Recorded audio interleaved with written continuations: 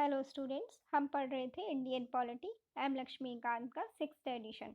इसमें हम third chapter को पढ़ रहे थे, salient features of the constitution. इसमें हमने पढ़ लिया था लेंथीएस्ट रिटन कॉन्स्टिट्यूशन है, और दूसरा फीचर भी पढ़ लिया था ड्रॉन फ्रॉम वेरियस सोर्सेज। तीसरा feature blend of rigidity and flexibility, और जो चौथा फीचर है फेडरल सिस्टम विद यूनिटरी बायस, ये भी पढ़ लिया था। और जो हमारे कॉन्स्टिट्यूशन का पांचवा फीचर है पार्लियामेंट्री फॉर्म ऑफ गवर्नमेंट, इसे हम अब पढ़ते हैं।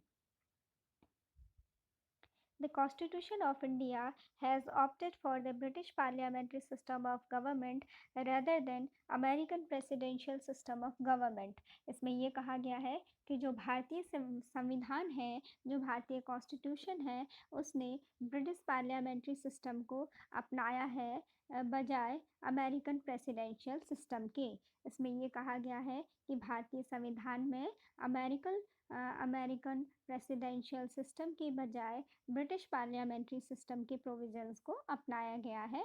यानी हमारे देश में भी जो गवर्नमेंट है वो पार्लियामेंट्री बेसिस में काम करती है। ठीक है, the parliamentary system is based on the principle of cooperation and coordination between the legislative and executive organs, while the presidential system is based on the doctrine of separation of powers between the two organs।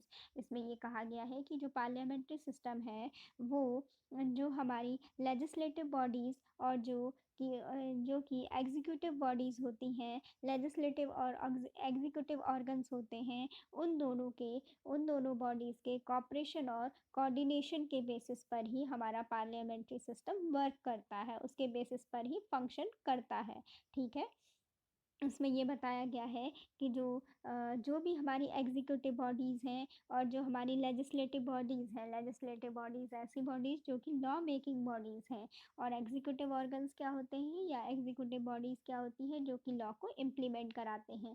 Law को implement कौन कराते हैं कि जैसे हमारा जो भी administrators हैं, जो भी ऑफिसर्स हैं, और डिपार्टमेंटल ऑफिसर्स हैं गवर्नमेंट के, और जैसे पुलिस डिपार्टमेंट है, ये सब क्या है एग्जीक्यूटिव ऑर्गन्स। और लेजिस्लेटिव क्या है, विधायिका जो कि कानून बनाते हैं। और एग्जीक्यूटिव क्या है, कार्यपालिका जो कि उसका कंप्लायंस कराते हैं। ठीक है, उसको फॉलो कराते हैं, उसको इनेक्ट कराते हैं, उसके इम्प्लीमेंटेशन को करते हैं।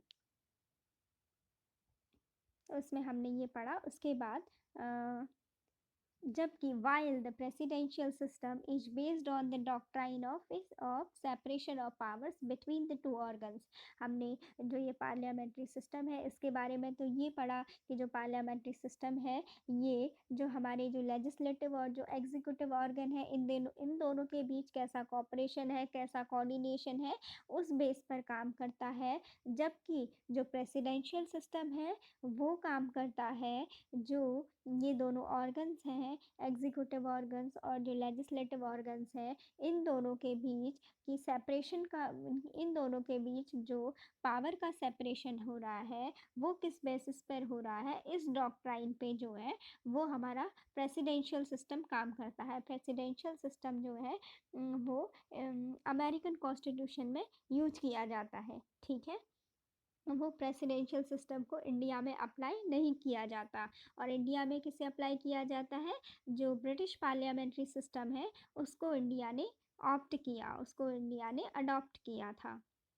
और आज भी हमारे देश में क्या है, पार्लियामेंट्री फॉर्म ऑफ गवर्नमेंट ही वर्क करती है। फिर लिखा गया है the parliamentary system is also known as the Westminster model of the government. ठीक है, जो पार्लियामेंट्री सिस्टम है वो किस नाम से जानी जाती है, Westminster model of government के नाम से भी जानी जाती है। और उसे क्या क्या कहा जाता है पार्लियामेंट्री फॉर्म ऑफ गवर्नमेंट को, एक रिस्पॉन्सिबल गवर्नमेंट कहा जाता है, कैबिनेट गवर्नमेंट कहा जाता है, और Westminster model of government कहा जाता है। ठीक है, the constitution establishes the parliamentary system not only at the centre but also in the states. इसमें ये कहा गया है कि जो कॉन्स्टिट्यूशन है वो जो कॉन्स्टिट्यूशन में जो पार्लियामेंट्री सिस्टम है वो केवल सेंटर के लिए ही एस्टेब्लिश नहीं किया गया है, बल्कि इसके साथ ही साथ हमारे स्टेट्स के लिए भी पूरा पार्लियामेंट्री सिस्टम बनाया गया है। क्या होता है जैसे सेंटर में तो हमारी लोकसभा और राज्यसभा होती है पार्लियामेंट्री सिस्टम के अंतर्गत, और जो हमारी स्टेट्स होती हैं वहाँ पे क्या होती है, हमारी स्टेट लेजिस्लेटिव असेंबलीज होती हैं, ठीक है, और विधानसभा और विधान परिषद हो गई होती है। इसी को कहा गया है कि ऐसा नहीं है कि हमारे कॉन्स्टिट्यूशन ने सिर्फ सेंटर में ही अब पार्लियामेंट्री सिस्टम को एस्टेब्लिश किया है, इसने स्टेट्स में भी किया है, ठीक है। उसके बाद इसको पढ़ते हैं, the features of the parliamentary government in India are, कि जो हमारा पार्लियामेंट्री फॉर्म ऑफ गवर्नमेंट है इंडिया में, उसके क्या क्या फीचर्स हैं, ठीक है। Number 1, presence of nominal and real executive. इसमें फर्स्ट पॉइंट में कहा गया है कि जो पार्लियामेंट्री फॉर्म ऑफ गवर्नमेंट होती है उसमें क्या होते हैं, नॉमिनल हेड भी होते हैं और रियल एग्जीक्यूटिव्स भी होते हैं। नॉमिनल हेड मीन्स जैसे हमारे देश में जो हमारे प्रेसिडेंट हैं वो नॉमिनल हेड है, यानी नाम मात्र के हेड हैं, ठीक है। और दूसरे हैं रियल एग्जीक्यूटिव। रियल एग्जीक्यूटिव कौन होते हैं, ये होते हैं हमारे देश के पीएम, जिनके हाथ में सारी पावर एग्जिस्ट करती है। और नॉमिनल हेड इसीलिए बोला गया है प्रेसिडेंट को क्योंकि वो सिर्फ साइन कर देते हैं और उस चीज़ को आगे बढ़ा देते हैं, प्रोसीड कर देते हैं। लेकिन जो रियल पावर होती है हमारे देश में वो होती है प्राइम मिनिस्टर के पास, ठीक है। इसीलिए कहा गया है कि presence of nominal and real executive. ऐसा नहीं है कि सिर्फ नाम मात्र के हेड हैं और रियल एग्जीक्यूटिव नहीं है, और ऐसा भी नहीं है कि केवल रियल एग्जीक्यूटिव हैं, नॉमिनल हेड नहीं है। हमारे देश में प्रेसिडेंट भी होते हैं और प्राइम मिनिस्टर भी हैं। तो यही होता है पार्लियामेंट्री फॉर्म ऑफ गवर्नमेंट। उसके बाद इसका सेकंड फीचर है मेजॉरिटी पार्टी रूल। मींस कि जब हर 5 साल में क्या होता है, every 5 years, after every 5 years क्या होता है, इलेक्शन होता है। उसके बाद जो पार्टी मेजॉरिटी में आती है, जिसको ज़्यादा वोट मिलते हैं, वो पार्टी क्या होती है, लेजिस्लेटिव असेंबली में या फिर स्टेट में या फिर कंट्री में अपनी गवर्नमेंट बनाने के लिए उत्तरदायी होती है, रिस्पॉन्सिबल होती है। उसके बाद इसका थर्ड जो फीचर है वो है collective responsibility of the executive to the legislature. Parliamentary form of government में जो एग्जीक्यूटिव्स होते हैं उनकी कलेक्टिव रिस्पॉन्सिबिलिटी होती है लेजिस्लेचर के लिए, ठीक है, यानी विधायिका के लिए। नंबर 4th पॉइंट है membership of the ministers in the legislature, यानी जो भी लेजिस्लेचर है, जो भी विधायिका है, वहाँ पे जो मिनिस्टर है, जो मंत्री है, उनको मेंबरशिप दी जाती है, ठीक है। वहाँ लेजिस्लेचर में यानी विधायिका में उनको उनकी सदस्यता दी जाती है, मेंबरशिप दी जाती है मिनिस्टर्स को, ठीक है। जैसे कि एमएलएज होते हैं, एमपीज होते हैं, मेंबर ऑफ पार्लियामेंट, ठीक है, मेंबर ऑफ लेजिस्लेटिव असेंबली। तो इन्हीं को कहा गया है कि ये मेंबरशिप जो दी जाती है वो हमारे पार्लियामेंट्री गवर्नमेंट में दी जाती है। उसके बाद नेक्स्ट पॉइंट है leadership of the prime minister और द चीफ मिनिस्टर। हमारे यहाँ क्या होता है कि पार्लियामेंट्री फॉर्म ऑफ गवर्नमेंट में जो सारी लीडरशिप होती है वो पूरी कंट्री में प्राइम मिनिस्टर के हाथ में होती है, और जो स्टेट होता है, स्टेट में चीफ मिनिस्टर के हाथ में होती है। और जो हमारे प्रेसिडेंट हैं वो हमारी पूरी कंट्री के एक नॉमिनल हेड होते हैं, ठीक है। लेकिन जो सारी पावर होती है वो इसीलिए जो हमारे प्राइम मिनिस्टर हैं उनको रियल एग्जीक्यूटिव कहा गया है क्योंकि उनके पास वास्तव में सारी पावर है, ठीक है। और प्रेसिडेंट को नॉमिनल हेड कहा गया है। और इसका लास्ट जो फीचर है पार्लियामेंट्री फॉर्म ऑफ गवर्नमेंट का, उसमें कहा गया है कि dissolution of the lower house को डिसॉल्व कर दिया जाता है आफ्टर एवरी 5 ईयर्स। क्या होता है, हर 5 साल के बाद जब जब गवर्नमेंट का अपना कार्यकाल उसका पूरा हो जाता है तो जो लोकसभा होती है, लोअर हाउस होती है, उसको डिसॉल्व कर दिया जाता है, ठीक है। उसके बाद even though the Indian parliamentary system is largely based on the British pattern, there are some fundamental differences between the two. ये कहा गया है कि हालांकि जो इंडियन पार्लियामेंट्री सिस्टम है वो बहुत ज़्यादा हद तक क्या है, बहुत ज़्यादा हद तक क्या है, ज़्यादातर जो है ब्रिटिश पैटर्न पर आधारित है। लेकिन फिर भी इन दोनों के बीच में क्या है, कुछ न कुछ मूलभूत अंतर है। कुछ फंडामेंटल डिफरेंसेस हैं किसमें, पार्लियामेंट्री सिस्टम में, पार्लियामेंट्री सिस्टम ऑफ इंडिया और पार्लियामेंट्री सिस्टम ऑफ ब्रिटेन में फिर भी कुछ ना कुछ डिफरेंसेस हैं।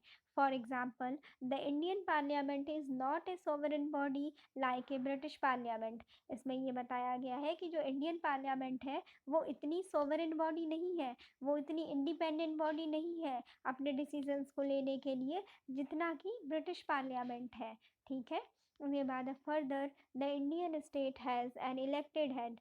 ठीक है, उसके बाद जो है इंडियन स्टेट के पास क्या होता है, एक इलेक्टेड हेड होता है, रिपब्लिक हेड होता है, जबकि while the British state has hereditary head. जो ब्रिटिश स्टेट है उसके पास क्या होता है, एक हेरेडिटरी हेड होता है। हेरेडिटरी मीन्स होता है कि वंशानुगत, जैसे कोई आज राजा बना तो कल उसका बेटा राजा बनेगा, फिर उसका बेटा राजा बनेगा, फिर उसका बेटा राजा बनेगा, तो इसी सिस्टम को हेरेडिटरी सिस्टम कहते हैं, मोनार्की। ठीक है, उसके बाद in a parliamentary system whether in India और Britain the role of the prime minister has become so significant and crucial that the political scientists like to call it a prime ministerial government। इसमें ये कहा गया है कि parliamentary जो system है, चाहे वो इंडिया का हो या ब्रिटेन का हो, दोनों ही जगह पार्लियामेंट्री सिस्टम में जो प्राइम मिनिस्टर का जो रोल है, जो प्राइम मिनिस्टर का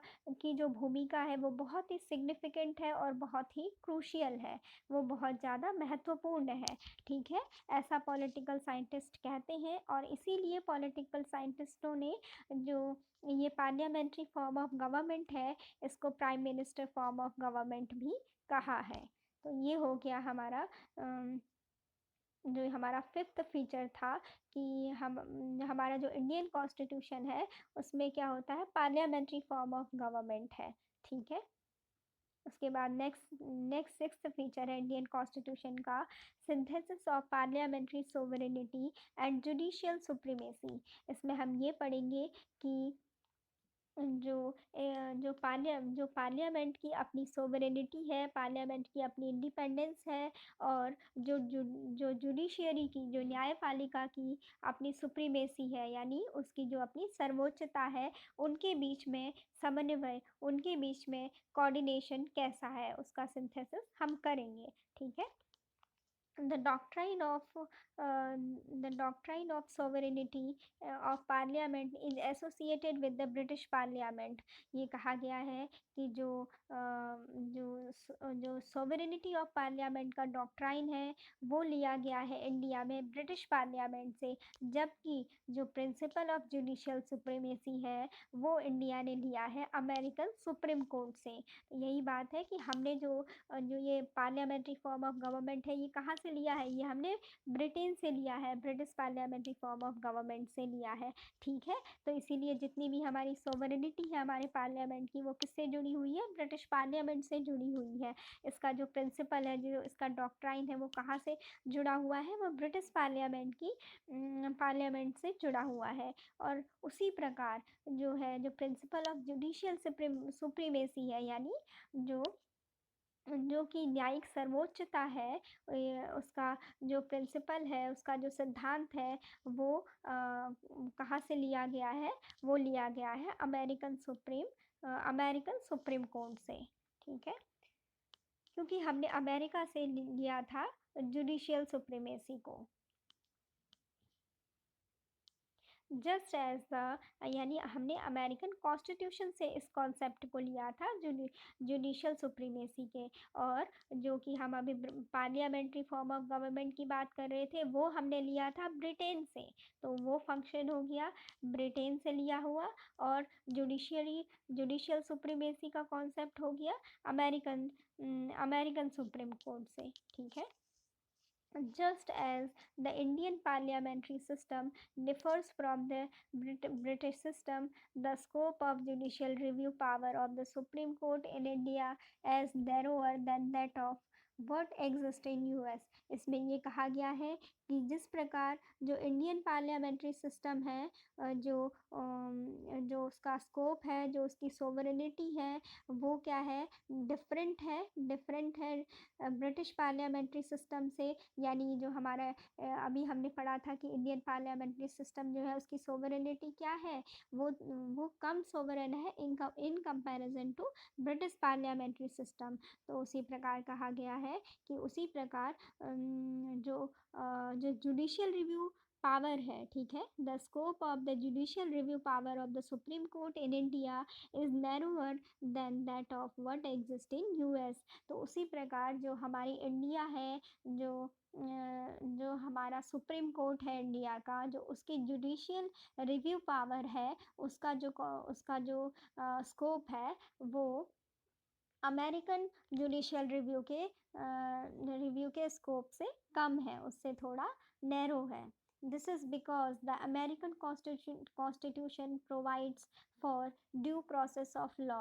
यानी कि ऐसा इसलिए है क्योंकि अमेरिकन कॉन्स्टिट्यूशन क्या करता है, किस आधार पर काम करता है, अमेरिकन कॉन्स्टिट्यूशन काम करता है according to due process of law, ठीक है, against that of procedure established by law contained in the Indian constitution. जबकि जो इंडियन कॉन्स्टिट्यूशन है, जो भारतीय कॉन्स्टिट्यूशन है, वो काम करता है प्रोसीजर एस्टैब्लिश्ड बाय लॉ, इस बेसिस पर काम करता है। लेकिन जो अमेरिकन कॉन्स्टिट्यूशन है, वो किस प्रिंसिपल पर काम करता है, वो काम करता है ड्यू प्रोसेस ऑफ लॉ, ठीक है, जो जो लॉ के द्वारा नियत एक प्रोसेस है, ठीक है, कानून के द्वारा जो नियत विधि है, उसके अकॉर्डिंग अमेरिकन कॉन्स्टिट्यूशन काम करता है, ठीक है।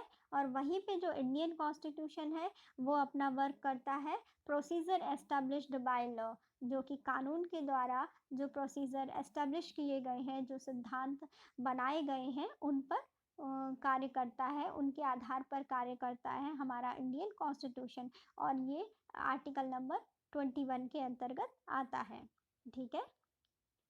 Therefore, the framers of the Indian Constitution have preferred a proper synthesis between the British principle of parliamentary sovereignty and the American principle of judicial supremacy. इसीलिए कहा गया है कि जो हमारे इंडियन कॉन्स्टिट्यूशन के फ्रेमर्स थे, इंडियन कॉन्स्टिट्यूशन के मेकर्स थे, इंडियन कॉन्स्टिट्यूशन को बनाने वाले लोग थे, उन्होंने एक प्रॉपर सिंथेसिस किया है, एक प्रॉपर समन्वय बनाया है, जो कि British principle of parliamentary sovereignty है और जो American principle of judicial supremacy है, उसके बीच में एक प्रॉपर सिंथेसिस बनाया है, एक समन्वय बनाया है कि ब्रिटिश की जो पार्लियामेंट्री की ब्रिटिश प्रिंसिपल है पार्लियामेंट्री सोवरेनिटी का, हम उतनी सोवरेनिटी नहीं दे सकते और ना ही उतनी सुप्रीमेसी हम जुडिशियल सिस्टम में दे सकते हैं जितने की अमेरिकन प्रिंसिपल में है, लेकिन हम उसके बीच में एक प्रॉपर समन्वय बनाकर रख सकते हैं, ठीक है। The Supreme Court, on the one hand, can declare the parliamentary laws as unconstitutional through its power of judicial review। इसमें ये कहा गया है कि एक और जो सुप्रीम कोर्ट है हमारा, वो पार्लियामेंट के द्वारा बनाए गए जितने भी लॉज हैं, पार्लियामेंट जो भी नियम बनाती है, जो भी लॉज बनाती है, उन सब लॉज को, उन सब कानूनों को अनकॉन्स्टिट्यूशनल कर सकता है, असंवैधानिक कर सकता है, अगर अपनी जो जुडिशियल रिव्यू पावर से, ठीक है, अपनी जो उसकी अगर उसे लगता है कि संविधान के विरुद्ध अगर पार्लियामेंट के द्वारा कोई भी कोई भी अगर लॉज बनाए जाते हैं, ठीक है। इसमें ये कहा गया है कि हमारे इंडिया में सुप्रीम कोर्ट को ये पावर है कि अगर पार्लियामेंट अपने हिसाब से अगर कभी कॉन्स्टिट्यूशन के विरुद्ध अगर कोई ऐसे लॉज़ बनाती है कि जो कि कॉन्स्टिट्यूशन को फॉलो नहीं करते हैं, तो सुप्रीम कोर्ट उन लॉज़ को, पार्लियामेंट के द्वारा बनाए गए उन लॉज़ को वो वॉयलेट कर सकता है और उनको वॉइड डिक्लेयर कर सकता है, उनको निरस्त कर सकता है, ठीक है? और क्योंकि उसके पास क्या पावर है? उसके पास पावर है जुडिशियल रिव्यू की पावर के द्वारा, ठीक है? The parliament on the other hand, वहीं दूसरी ओर पार्लियामेंट क्या कर सकती है? Can amend the major portion of the constitution through its constituent power. वहीं दूसरी ओर पार्लियामेंट जो हमारा कॉन्स्टिट्यूशन है उसका जो मेजर पोर्शन है, ठीक है, उसका जो मेजर पोर्शन है उसको अमेंड कर सकती है, उसमें नए नए चेंजेस ला सकती है, नए नए बदलाव ला सकती है अपनी, जो कि उसको कॉन्स्टिट्यूएंट पावर मिली हुई है, ठीक है? इसमें ये बताया गया है कि हमारे देश में ऐसा नहीं है कि जो जुडिशियरी है उसको अमेरिकन सुप्रीम कोर्ट की तरह पावर दी गई हो, लेकिन और वहीं दूसरी तरफ जो हमारा पार्लियामेंट्री सिस्टम है वो भी ब्रिटेन के पार्लियामेंट्री सिस्टम की तरह उतना ज़्यादा सुप्रीम नहीं है, लेकिन फिर भी जो हमारे कॉन्स्टिट्यूशन फ्रेमर्स थे, जो हमारे कॉन्स्टिट्यूशन को बनाने वाले लोग थे, उन्होंने इन दोनों के बीच में एक समन्वय बनाकर रखा था कि सबकी पावर बनी रहे और कोई किसी के क्षेत्र में इंटरफेयर ना कर पाए, ठीक है?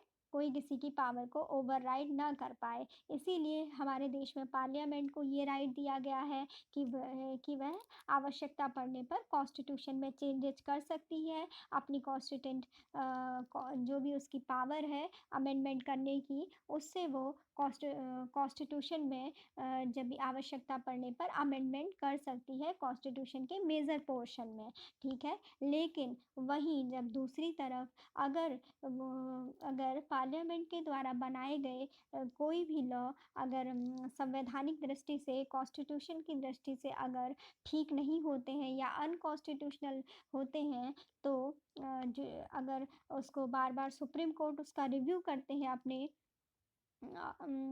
उसमें अगर डिसीजन देंगे तो उसको अनकॉन्स्टिट्यूशनल करार किया जा सकता है, जो कि पार्लियामेंट के द्वारा बनाए जाएंगे, ठीक है? अगर सुप्रीम कोर्ट को लगता है तो वो उसको क्या कर देगा? कैंसिल कर देगा, उन लॉज को निरस्त कर देगा। इसमें मेनली यही बताया गया था कि सबके पास अपनी अपनी पावर है। उसके बाद सेवन्थ जो फीचर है वो है इंटीग्रेटेड एंड इंडिपेंडेंट जुडिशियरी। जो हमारा इंडियन कॉन्स्टिट्यूशन है उसका एक इम्पॉर्टेंट फीचर है कि जो हमारी जो जुडिशियरी है, जो हमारी न्यायपालिका है, वो इंटीग्रेटेड है और इंडिपेंडेंट है, मीन्स एकीकृत है और इंडिपेंडेंट है, स्वतंत्र है। इंटीग्रेटेड का मतलब है कि ये स्टेट्स के लिए भी लॉज बनाती है और सेंटर के लिए भी लॉज बनाती है। ऐसा नहीं है कि सिर्फ सेंटर के लिए लॉज बनाती हो, स्टेट्स के लिए ना बनाती हो, बल्कि जो हमारा सुप्रीम कोर्ट है वो सर्वोच्च कोर्ट है हमारे देश का, और उसके बनाए गए लॉज पूरे देश में, पूरी कंट्री में हर जगह अप्लाई होते हैं, ठीक है? तो उसको पढ़ते हैं। The Indian Constitution establishes a judicial system that is integrated as well as independent। इसमें ये कहा गया है कि जो इंडियन कॉन्स्टिट्यूशन है वो वो एक ऐसा जुडिशियल सिस्टम बनाता है कि जो इंटीग्रेटेड होने के साथ साथ क्या है? इंडिपेंडेंट भी है। इंटीग्रेटेड तो है ही, मीन्स कि जिसमें जो स्टेट्स के लिए भी लॉज को बनाता है और जो सेंटर के लिए भी लॉज को बनाता है, और साथ ही साथ वह स्वतंत्र भी है। ना ही उस पर ऐसा है कि स्टेट से उसको कोई भय है, ना ही उसको सेंटर की कोई पावर से उसको कोई नुकसान है। जो सुप्रीम कोर्ट है हमारी, जो या जुडिशियल सिस्टम है, वो अपने आप में एक इंडिपेंडेंट सिस्टम है। तो उसको आगे पढ़ते हैं। The Supreme court stands at the top of the integrated judicial system in the country. ये कहा गया है कि जो हमारा सुप्रीम कोर्ट है, ये जो हमारी एकीकृत इंटीग्रेटेड जुडिशियल सिस्टम है कंट्री में, इसमें सबसे ऊपर आता है, सबसे उच्चतम पद पर आता है, ठीक है? Below it there are high courts at the state level. ये कहा गया है कि सुप्रीम कोर्ट से नीचे क्या है, इसके नीचे क्या होते हैं, स्टेट लेवल पर क्या होते हैं, हाई कोर्ट्स होते हैं, उच्च न्यायालय होते हैं। ठीक है, उच्चतम न्यायालय सुप्रीम कोर्ट को कहते हैं और हाई कोर्ट्स को उच्च न्यायालय कहते हैं, जो कि स्टेट्स में होते हैं। उसके बाद आगे, under a high court there is a hierarchy of subordinate courts. ये कहा गया है कि एक जो भी हाई कोर्ट होता है उसके अंदर क्या होते हैं, वहाँ पर हायरार्की होती है सबॉर्डिनेट कोर्ट्स की, यानी सबॉर्डिनेट कोर्ट्स के अलग अलग श्रेणियाँ होती हैं। That is district courts and other lower courts. District court होते हैं और अदर लोअर कोर्ट होते हैं, दूसरे जो हैं निचले स्तर के कोर्ट्स होते हैं। The single system of courts enforces both the central laws as well as the state laws। जो ये सिंगल सिस्टम है कोर्ट्स का, वो इन्फोर्स करता है हमारे देश में सेंट्रल लॉज को भी इन्फोर्स करता है और साथ ही साथ स्टेट लॉज को भी इन्फोर्स करता है। इसीलिए जो हमारी जुडिशरी है उसको इंटीग्रेटेड कहा गया है। ठीक है, अभी मैंने बताया था स्टार्टिंग में कि ये सेंट्रल लॉज को भी बनाता है और ये स्टेट लॉज को भी इन्फोर्स करता है। दोनों ही लॉज को बनाता है और इन्फोर्स करने की पावर जो है वो जुडिशरी के पास होती है। ठीक है, अनलाइक इन यूएसए, इसमें कहा गया है कि unlike in USA where the federal laws are enforced by the federal judiciary and the state laws are enforced by the state judiciary. कहा गया है कि लेकिन यूएसए में ऐसा नहीं होता है, लाइक इन यूएसए, यूएसए की तरह नहीं, जहाँ की यूएसए में क्या होता है कि federal laws are enforced by the federal judiciary. जो फेडरल लॉज होते हैं वो इन्फोर्स किए जाते हैं फेडरल जुडिशरी के द्वारा। ठीक है, उसके लिए एक अलग से फेडरल जुडिशरी बनाई जाती है और जो स्टेट लॉज होते हैं वो इन्फोर्स्ड किए जाते हैं स्टेट जुडिशरी के द्वारा। लेकिन इंडिया में ऐसा नहीं है।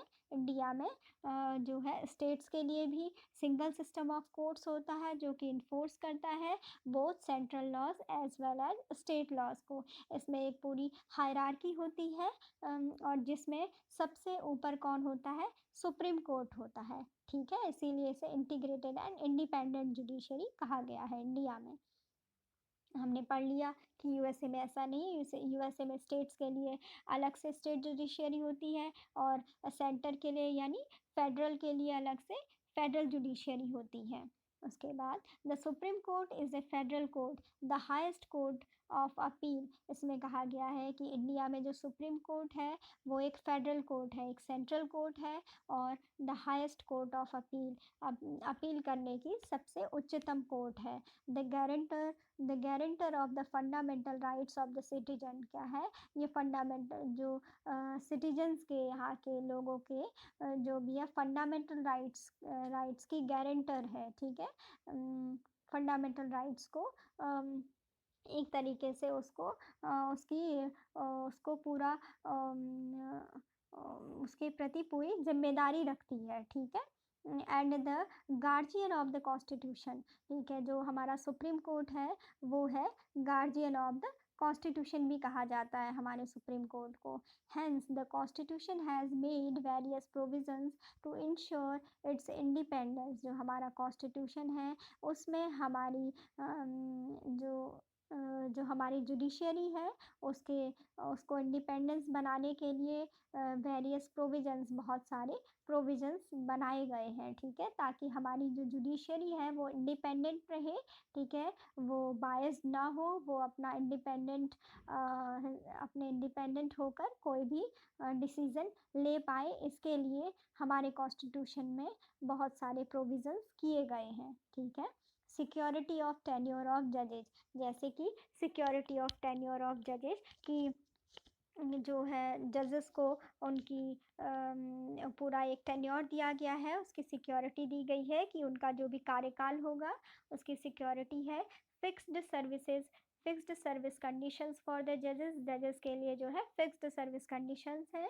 All the expenses of the Supreme court charged on the consolidated fund of India. ये कहा गया है कि सुप्रीम कोर्ट के जितने भी एक्सपेंसेस होंगे उनको चार्ज किया जाएगा, उनका जो भी खर्चा होगा वो सब जाएगा कंसोलिडेटेड फंड ऑफ इंडिया से। ठीक है, नेक्स्ट है prohibition on discussion on the conduct of the जजेज इन द लेजिस्लेचर्स। ये कहा गया है कि अगर कोई भी जज, अगर कोई भी जज अपना डिसीज़न लेते हैं, जो भी उनका काम है, उनके कंडक्ट को कभी भी लेजिस्लेचर में डिस्कशन नहीं किया जा सकता है। इस चीज़ की मनाही थी। ठीक है, प्रोहिबिशन ऑन डिस्कशन। जो जजेस हैं उनका जो भी काम है उसमें कोई टीका टिप्पणी या उस पर कोई बहस करना जो था, डिस्कशन जो था लेजिस्लेचर में करना, विधायिका में करना अलाउड नहीं था, उस पर रोक थी। प्रोहिबिशन मीन्स होता है रोक या फिर मना करना।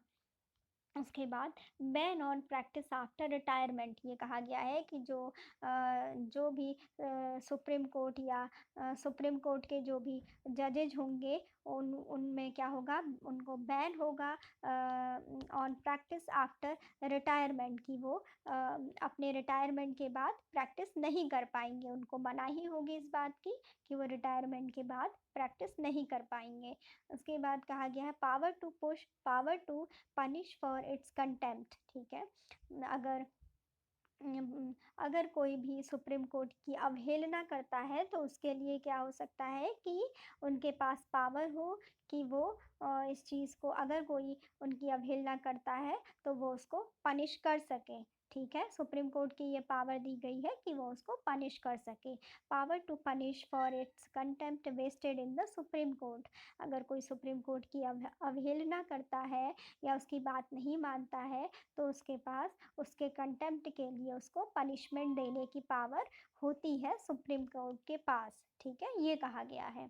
Separation of the judiciary from the executives and so on. ठीक है, और ये कहा गया है कि जो जुडिशरी है और जो एग्जीक्यूटिव्स है उन दोनों को सेपरेट किया गया है। जुडिशरी अपना इंडिपेंडेंटली काम करेगी और एग्जीक्यूटिव बॉडी अपना अलग से काम करेगी, जिससे कि दोनों का अपना वर्क फील्ड जो है वो इंडिपेंडेंट बना रहे और एक दूसरे के उसमें कोई भी इंटरफेरेंस ना हो, एक दूसरे के अधिकार क्षेत्र में कोई भी इंटरफेरेंस ना हो। तो ये हमने पढ़ा था कि जो हमारा ये इंडियन जुडिशरी सिस्टम है ये क्या है, इंटीग्रेटेड है और इंडिपेंडेंट है। ठीक है, उसके बाद जो हमारा नेक्स्ट है फंडामेंटल राइट्स। ठीक है, part 3 of the Indian constitution guarantees 6 fundamental rights to all the citizens.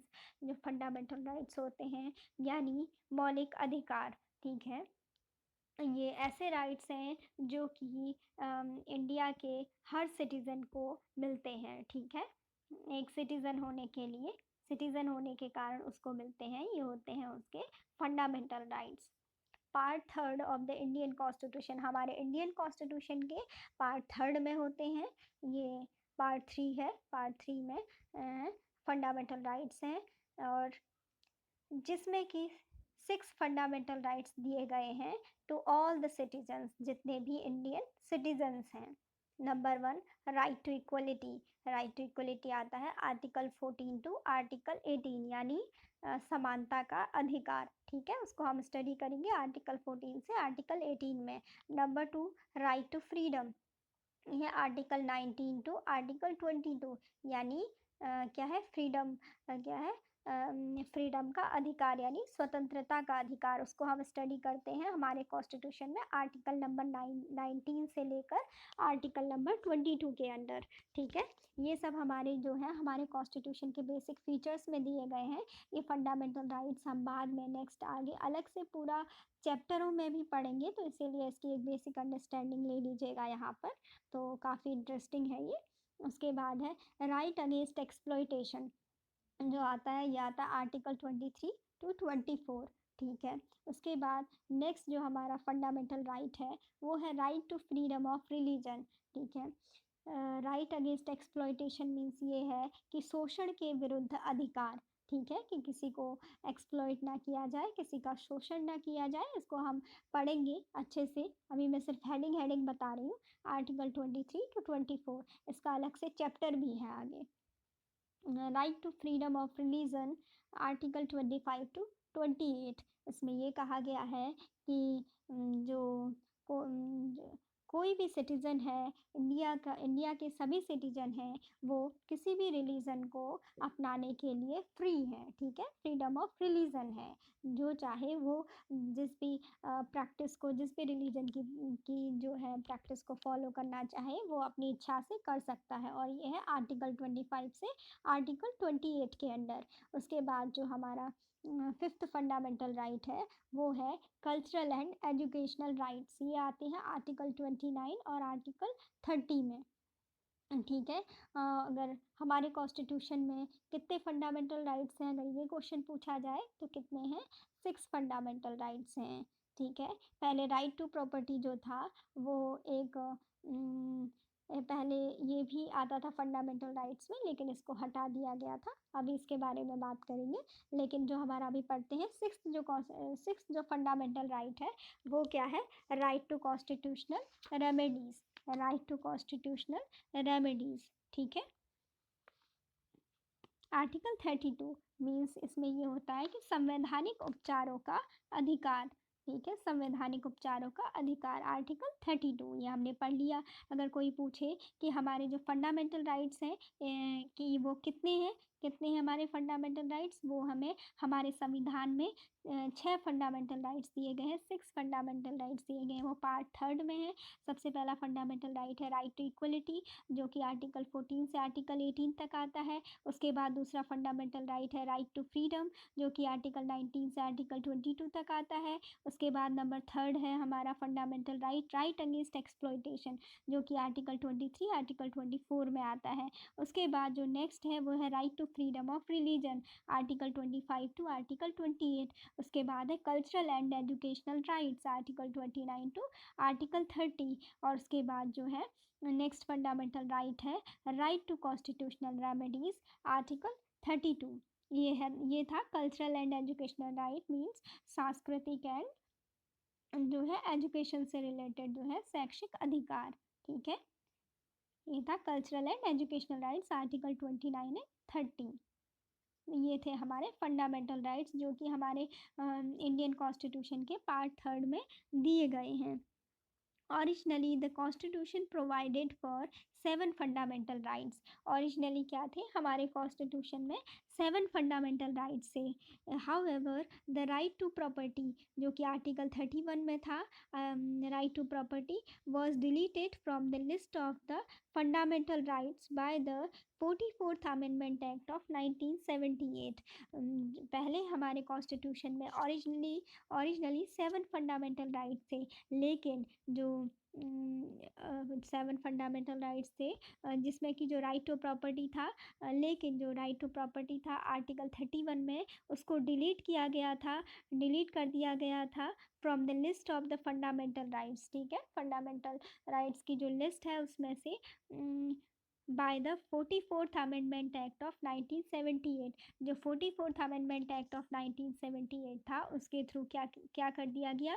जो राइट टू प्रॉपर्टी आर्टिकल 31 में आता था उस टाइम पर, फंडामेंटल राइट्स के अंतर्गत था, उसको फंडामेंटल राइट्स की लिस्ट से डिलीट कर दिया गया 44th अमेंडमेंट एक्ट ऑफ 1978 के थ्रू।